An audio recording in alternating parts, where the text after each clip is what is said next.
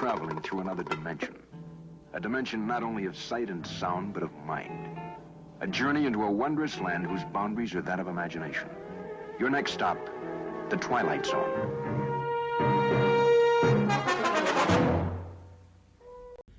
The early years of the 60s are these Twilight Zone years in a way.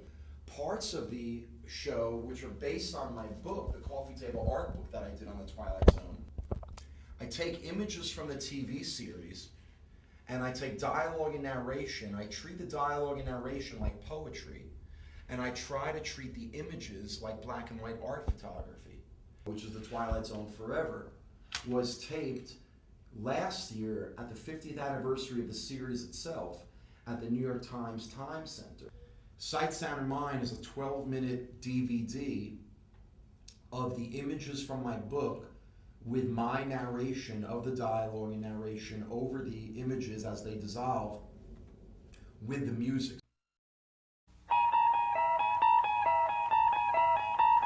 These are my multimedia projects. Sound and Vision is a 45-minute audio mashup of the dialogue and narration excerpts along with the music of the Twilight Zone.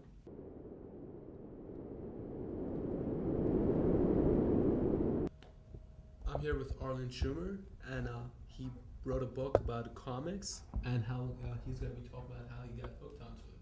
Arlen, you said you got hooked onto the comic books and all the comic stuff since you were a little kid. Can you elaborate that and talk about that a little bit more?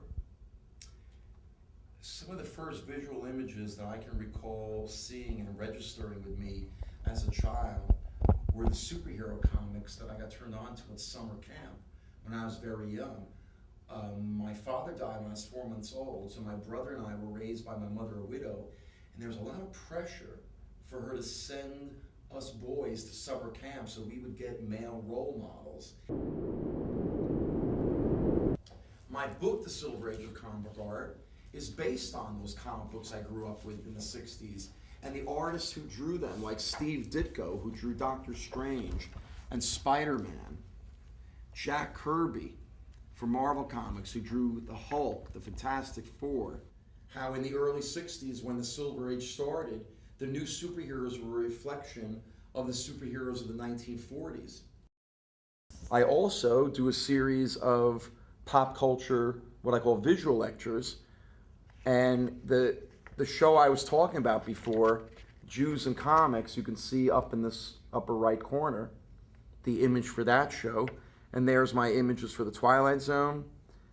I'm a real pop culture junkie. I actually do a multimedia history of the Flintstones. I'm a Sean Connery, James Bond fan, so I do a show called Bond on Bond.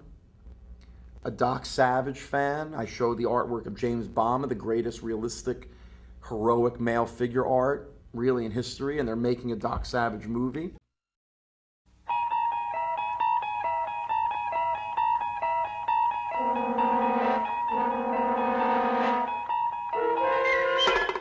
You're traveling through another dimension.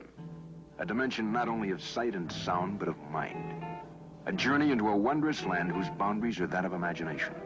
Your next stop, the Twilight Zone.